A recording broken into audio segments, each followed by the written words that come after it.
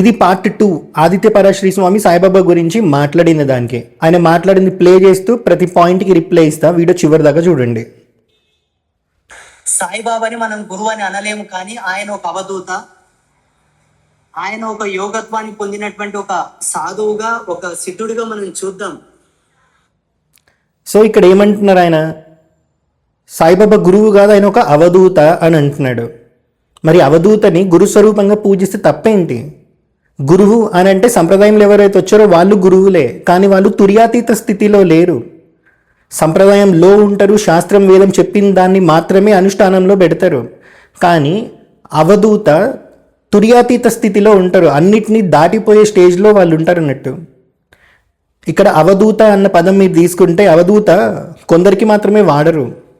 ఆదిత్య పరాశ్రీ స్వామి ఏదైతే దత్తాత్రేయ స్వామి గురించి చెప్తా ఉన్నారో, సాయిబాబా వల్ల దత్తాత్రేయ స్వామిని మర్చిపోతున్నామని చెప్పి, ఆ దత్తాత్రేయ స్వామికి 16 అవతారాలు ఉన్నాయి. అందరూ 3 తలకాయలు ఉన్న దత్తాత్రేయ స్వామి అనుకుంటారు, కాదు.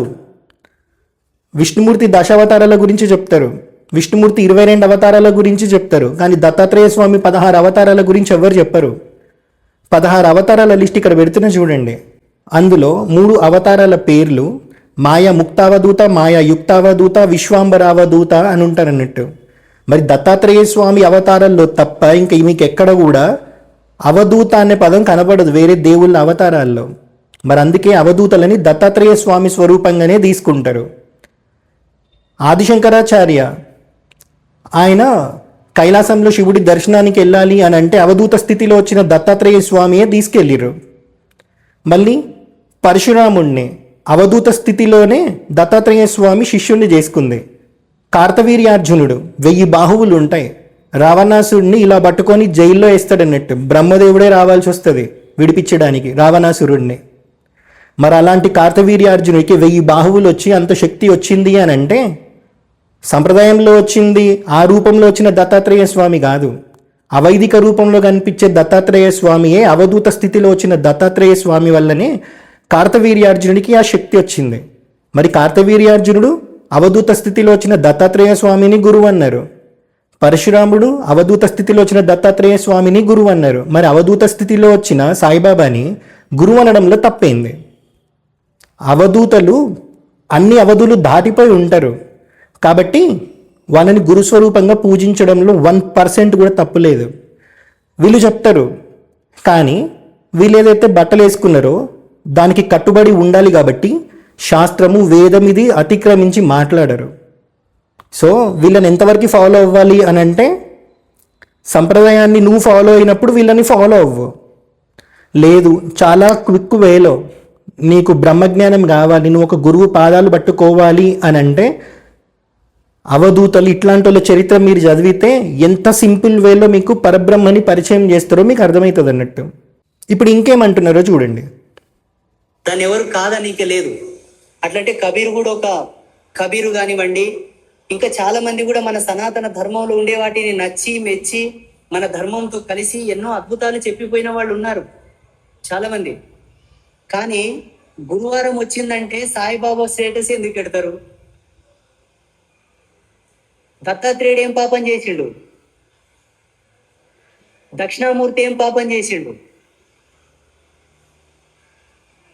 సాయిబాబా ఏం ఎక్స్పెరిమెంట్ చేసి ఇచ్చిపోయిండు లోకానికి? ఏ శాస్త్రం రచించి ఇచ్చిపోయిండు? సో సాయిబాబా ఏం ఎక్స్పెరిమెంట్ చేసి ఇచ్చిండు లోకానికి అని అంటున్నాడు, ఏ శాస్త్రం రచించిండు అని అంటున్నాడు. ఫస్ట్ ఈ పాయింట్ మీదకి వద్దాం. ఎవరైతే సంప్రదాయంలో వస్తారో, తుర్యాతీత స్థితిలో ఎవరైతే లేరో వాళ్ళు మాత్రమే రచనలు ఇట్లాంటివన్నీ చేస్తారన్నట్టు. తుర్యాతీత స్థితిలో ఎవరైతే ఉంటారో, అవధులు లేని స్థితిలో ఎవరైతే ఉంటారో వాళ్ళు రచనలు చేయరు. వాళ్ళ వాక్కే శాస్త్రం అవుతుంది, వాళ్ళ వాక్కే వేదం అవుతుంది. రామాయణం మీరు తీసుకోండి, వశిష్ఠుడికి చెప్పడు దశరథుడు. శ్రీరాముడికి రేపు పొద్దున పట్టాభిషేకం చేస్తున్నా అని చెప్పి ఈయన హడావిడిగా చేస్తూ ఉంటాడు అన్నట్టు.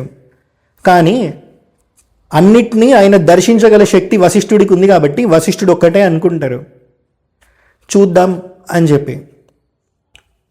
ఏమవుతుంది? రాత్రిపూట రాముడిని పిలిచి నీకు పట్టాభిషేకం చేస్తా అన్న దశరథుడు తెల్లారి పిలిచి అడవులకు వెళ్ళమని చెప్తారు. ఎందుకు?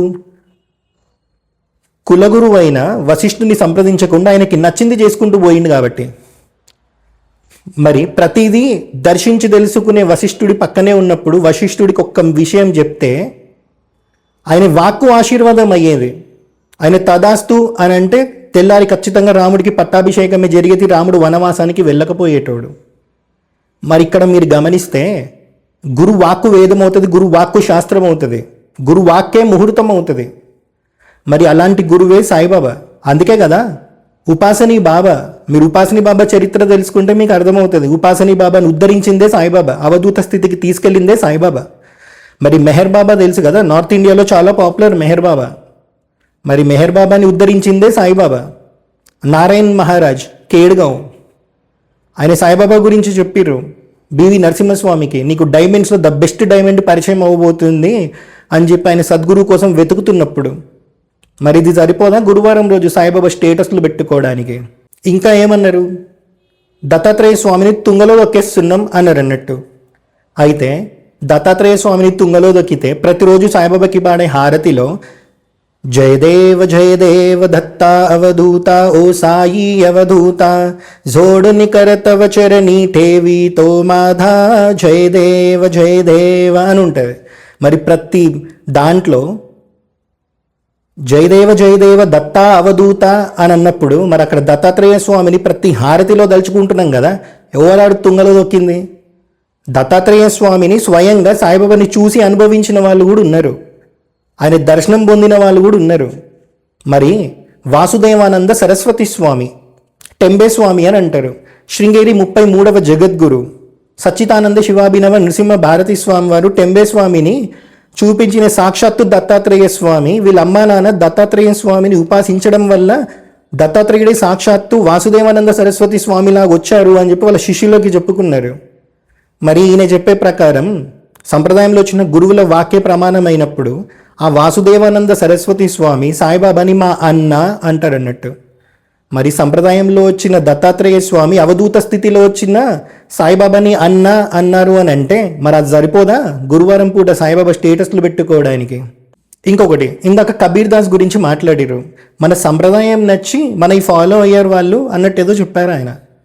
కబీర్ దాస్కి పుట్టుక లేదు. మరి ఒకటే కబీర్ దాస్కి 2 సమాధులు ఎట్లున్నాయి మీకు ఎవరికన్నా తెలుసా?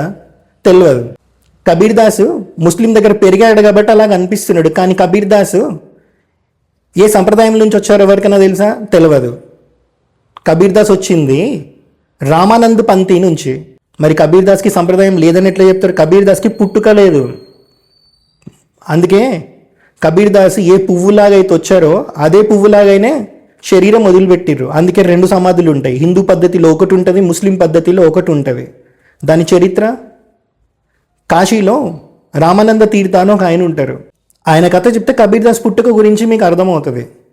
విష్ణుమూర్తితో లక్ష్మీదేవి ఒకసారి అంటారంట, కలియుగంలో నాకే ఎక్కువ భక్తులు ఉన్నారు స్వామి అని చెప్పి. విష్ణుమూర్తి చెప్తారంట, అవును లక్ష్మి కరెక్టే, కానీ నాకు కూడా గొప్ప భక్తులు ఉన్నారని చెప్పి. అప్పుడు లక్ష్మీదేవి చెప్తారంట, ఎవరు అలాంటి భక్తులు ఒక్కరిని నాకు చూపెట్టు అని చెప్పి. అప్పుడు రామానంద తీర్థాన్ని చూపిస్తారంట కాశీలో. అప్పుడు లక్ష్మీదేవి చెప్తారంట, అతను దొంగ అని నేను ప్రూవ్ చేస్తా అని చెప్పి. రామానంద తీర్థ ఏ దారిలో అయితే వెళ్తుంటారో ప్రతిరోజు గుడికి వెళ్ళేటప్పుడు అక్కడే ఒక తోటలాగా లక్ష్మీదేవి ఫామ్ అయి అందులో తోటమాలిలాగా ఉంటుంది. రామానంద తీర్థ అక్కడి నుంచి ఒక పువ్వు తీసి గుడికి తీసుకెళ్దామని తెంపుకి వెళ్తుంటే తోటమాలిలాగా వచ్చింది. లక్ష్మీదేవి చెప్తారు, నువ్వు దొంగవి, నా పర్మిషన్ లేకుండా నా తోటలో నుంచి పువ్వెందుకు తీసుకెళ్తున్నావు అని చెప్పి.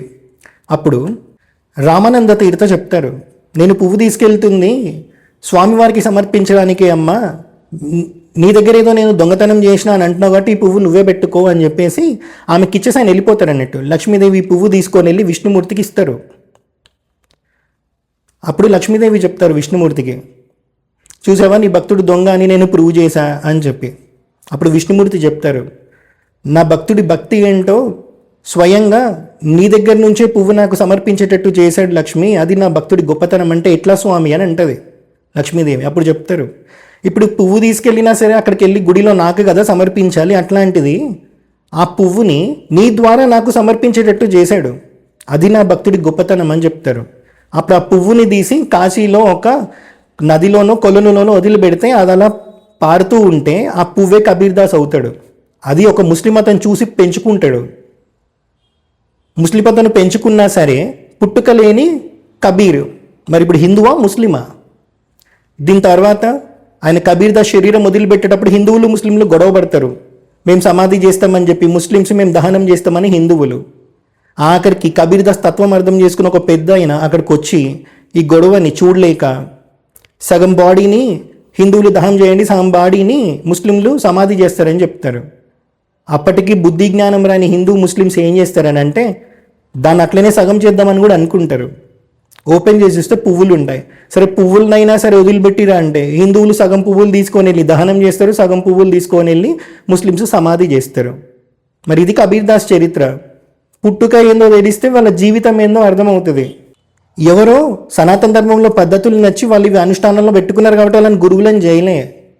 వాళ్ళు వచ్చిన సంప్రదాయం ఏంటి, దాంట్లో సనాతన ధర్మానికి ఉన్న విశిష్టత ఏంటి, అవి తెలుసుకుంటే వాళ్ళు ఆచరించిన ఆచరణ ఏంటి, ఆ సంప్రదాయం ఏందో తెలుస్తుంది. అప్పుడు ఇట్లాంటి మాటలు మాట్లాడాల్సిన అవసరం రాదు. ఇప్పుడు వినండి. ఏం చేసిపోయిండు సాయిబాబా? ఆయన కొన్ని మహిమలు చూపిండు, కొన్ని లీలలు చూపిండు, అందరినీ వచ్చిన వాళ్ళని చేరదీసిండు. కులమని మతమని భేదం చూపలేదు, అందరినీ మంచిగా చేసిండు, రోగాలు బాగా చేసిండు అని నమ్ముతాం, అందరం నమ్మినాం. నేను కూడా నమ్ముతా. నేను కూడా సాయిబాబా జీవిత చరిత్రను 3 సార్లు చూసిన. మొన్న నాగార్జున చేసిన సినిమా కూడా చూసిన. మళ్ళా నేను నమ్మంగా వద్దనను, పూజించంగా వద్దనను, కానీ ప్రాధాన్యత ఏమిటి? మీరేం చేస్తున్నారంటే సాయిబాబాని సమాజంలో అందరికి పరిచయం చేసి దత్తాత్రేయుని తుంగలు దొక్కుతున్నారు. మీరేం చేస్తున్నారు?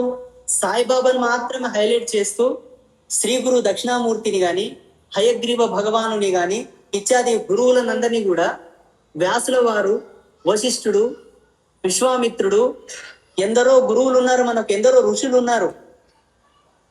వీళ్ళందరినీ కనీసం భావితరాలకి ఎవడు పరిచయం చేయాలి? మీరు పెట్టే స్టేటస్లే నీ కొడుకు చూస్తాడు. సో మీకు అర్థమైంది కదా, ఇందాక క్లియర్గా నేను చెప్పిన దత్తాత్రేయ స్వామిని ఎవడు తుంగలో దొక్కట్లే. సాయిబాబా పాడే హారతిలో జయదేవ జయదేవ దత్త అవధూత అని ప్రతి హారతిలో మేము పాడతాం. మరి చాలామందికి దత్తాత్రేయ స్వామి గురించి సాయిబాబాని కనెక్ట్ అయినాకే తెలిసింది అని చెప్పి సాయిబాబా భక్తులు బొచ్చెడు మంది చెప్తారు. ఆ ఇవ్వనుకొద్దు. సరే గురు పౌర్ణమి గురించి మాట్లాడుతుండు. సరే ఈ స్వామివారు పీఠం పెట్టి ఎన్నో సంవత్సరాలు అయ్యింది. మరి వ్యాసుడు శ్రీమద్ భాగవతంలో రాస్తేనే కదా విష్ణుమూర్తి 22 అవతారాల గురించి మనకి తెలిసింది. ఎన్నిసార్లు విష్ణుమూర్తి అవతారమైన వామన జయంతి అంబాత్రేయ పీఠంలో ఈయన సెలబ్రేట్ చేసిర్రు? 2. ఎన్నిసార్లు పరశురాముడి జయంతి అంబాత్రేయ పీఠంలో ఆయన సెలబ్రేట్ చేసిర్రు? 3. ఎన్నిసార్లు వరాహ అవతారంకి సంబంధించిన జయంతి ఆయన సెలబ్రేట్ చేసిర్రు? ఎన్నిసార్లు కూర్మావతారం మత్స్యావతారంకి సంబంధించిన జయంతి ఆయన పీఠంలో సెలబ్రేట్ చేసిండ్రు? ఎన్నిసార్లు వీటన్నిటి గురించి గొప్పతనం చెప్తూ మత్స్యావతారం ఇట్లాంటి అన్ని చెప్తూ ఆయన ఎన్నిసార్లు ప్రవచనం ఇచ్చిండు?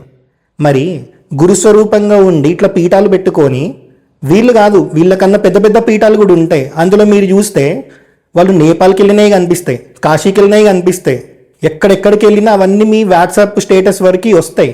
కానీ ఈరోజు వామన జయంతి ఇది మనం సెలబ్రేట్ చేస్తున్నాం మా పీఠంలో అని చెప్పి పెద్ద పెద్ద పీఠాలు పెట్టిన పోస్టులు మీకు కనిపించినాయా? కనబడవు. పరశురాముడి జయంతి ఈరోజు మేము సెలబ్రేట్ చేస్తున్నాం పీఠంలో అని చెప్పి వాళ్ళు పెట్టుకున్నవి పోస్టులు ఎప్పుడన్నా మీ వాట్సాప్ స్టేటస్ వరకు వచ్చి మీరు ఈరోజు గుర్తుపట్టి ఈరోజు పరశురాముడి జయంతి అని చెప్పి ఒక్కసారైనా ఆయనని స్మరణ చేసిరా? ఆయన చరిత్ర విన్నరా? వినలే. కానీ వ్యాస పౌర్ణమి గురించి మాట్లాడాలి. విష్ణుమూర్తి 22 అవతారాల గురించి ఉన్న భాగవతంలో ఎంతమంది ఎన్ని అవతారాలని ప్రతిరోజు తలుచుకుంటున్నారు? మరి సడన్గా వ్యాసుడు ఎందుకు గుర్తొస్తాడని అంటే సాయిబాబా మందిరంలో వ్యాస పౌర్ణిమ అంటే గురు పౌర్ణిమ చాలా గొప్పగా సెలబ్రేట్ చేస్తారు కాబట్టి అందరికీ సాయిబాబా గుర్తొస్తాడు. ఆ రోజు వ్యాసుడు కూడా గుర్తొస్తాడు. కానీ సంవత్సరం మొత్తంలో మీ పిల్లలకి ఎంతమందికి మీరు వ్యాసాయ విష్ణు రూపాయ వ్యాస రూపాయ విష్ణవే నమో వై బ్రహ్మనిదయే వాసిష్ఠాయ నమో నమః అని చెప్పి ఎంతమంది గుర్తు చేసుకుంటారు? ఎవడు గుర్తు చేయడు. కానీ సాయిబాబా రాగానే వ్యాస పౌర్ణమి గుర్తొస్తుంది. ఒక టైప్ ఆఫ్ హేటెడ్ క్రియేట్ చేయాలి. గురు పౌర్ణమి అనగానే సాయిబాబా గుడిలో సెలబ్రేట్ చేస్తారని చెప్పి. అట్లీస్ట్ సాయిబాబా మందిరాల వల్ల గురు పౌర్ణమి అంటే వ్యాసుడు అంటే ఏందో తెలుస్తుంది. ఎంతమంది పీఠాలు పెట్టుకొని నెలకొక్కసారైనా వ్యాసుడి గురించి చెప్పి నాకు చెప్పండి. ఎవడు చెప్పడు. ఆదిత్య పరాశరి స్వామి ఎన్నిసార్లు వ్యాసుడి గురించి చెప్పిర్రు? ఆదిత్య పరాశరి స్వామి విష్ణుమూర్తి 22 అవతారాల జయంతి సెలబ్రేట్ చేసిర్రు. అందరూ సెలబ్రేట్ చేసేది రామనవమి, కృష్ణాష్టమి. ఇంకా చాలా తక్కువ మంది సెలబ్రేట్ చేసేది నరసింహస్వామి జయంతి. మరి ఎవరికి గుర్తున్నాయి? సాయిబాబా మీద పడ్డారు ఎందుకు ఇప్పుడు? మరి సాయిబాబా భక్తులు గురు పౌర్ణమిని చాలా గ్రాండ్గా సెలబ్రేట్ చేసుకుంటారు. ఎందుకంటే 18 పురాణాలు రాసిన వ్యాసుడు, అందులో ఉండే తత్వము తుర్యాతీత స్థితిలో ఉండి సాయిబాబా ప్రతిదీ చూపెట్టిర్రు కాబట్టి. మరి సాయిబాబాని గురువారం పూజించుకుంటే తప్పేంది? లేకపోతే సాయిబాబా స్టేటస్లో గురువారం వాట్సాప్ స్టేటస్లో పెట్టుకుంటే తప్పేంటి? దీనికి ఎవరు సమాధానం ఇయ్యడన్నట్టు.